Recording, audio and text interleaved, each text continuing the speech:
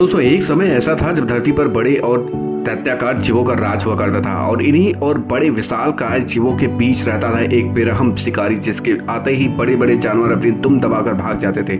जमीन हो या पानी सभी के दिल में बस एक ही शिकारी का खौफ था और वो था टाइटेनोबोआ। जिसे नहीं पता उसे बता दूं कि टाइटेनोबोआ धरती पर पाया जाने वाला दुनिया का सबसे बड़ा सांप था जो कि आज से लगभग 6 करोड़ साल पहले इस धरती पर पाया जाता था।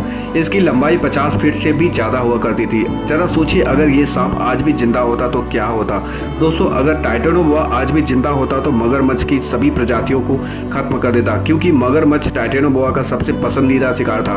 और तो और जंगल में जानवरों की कई प्रजातियां देखने तक नहीं मिलती क्योंकि टाइटेनोबोआ उन्हें अपना शिकार बना चुका होता। अगर टाइटेनोबोआ आज भी जिंदा होता तो अपने बड़े विशालकाय शरीर के कारण ज्यादातर घने जंगल और दलदली जंगली इलाकों में रह पाया जाता था।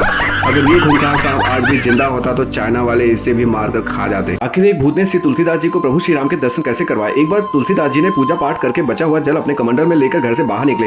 इस जल को उन्होंने पीपल के पेड़ में डाल दिया जिसमें एक प्रेत रहता था। इस जल से उस प्रेत की प्यास बुझ गई और उसने तुलसीदास जी के सामने प्रकट होकर कहा कि आप मुझसे कुछ भी मांग सकते हैं, मैं उसे पूरा कर जरूर करूंगा।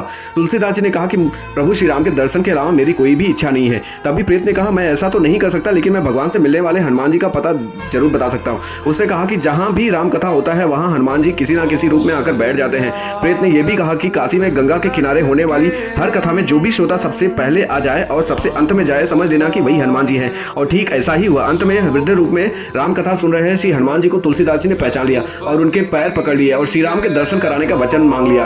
फिर एक दिन मंदाकिनी के तट पर तुलसीदास जी चंदन घिस रहे थे। तभी प्रभु श्री राम बालक रूप में आकर उनसे चंदन मांग कर लगा रहे थे। तब हनुमान जी ने तोता बनकर दोहा पढ़ा, चित्रकूट के घाट पर भई संतन की भीड़ से तुलसीदास जी चंदन घिसे तिलक देत रघुबीर। दोस्तों कमेंट सेक्शन में जय बजरंगबली और जय श्री राम लिखना मत भूलना।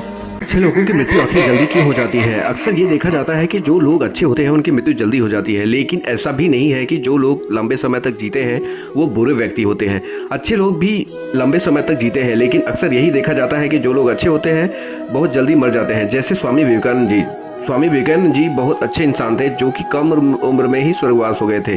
अच्छे लोगों की मृत्यु जल्दी हो जाने की 3 मान्यता है। पहला है अच्छे लोग भगवान को बहुत प्यारे होते हैं और ये जो मृत्यु लोक है यहाँ पर बहुत दुख है, लेकिन भगवान चाहते हैं अच्छा व्यक्ति ज़्यादा दिन तक दुख ना भोगे, इसलिए भगवान उसे अपने लोक में जल्दी बुला लेते हैं। दूसरी मान्यता यह है कि जो लोग अच्छे होते हैं उनकी हर दुनिया में आवश्यकता होती है, चाहे वो स्वर्गलोक हो या पाताल लोक, इसलिए भी भगवान उन्हें जल्दी बुला लेते हैं।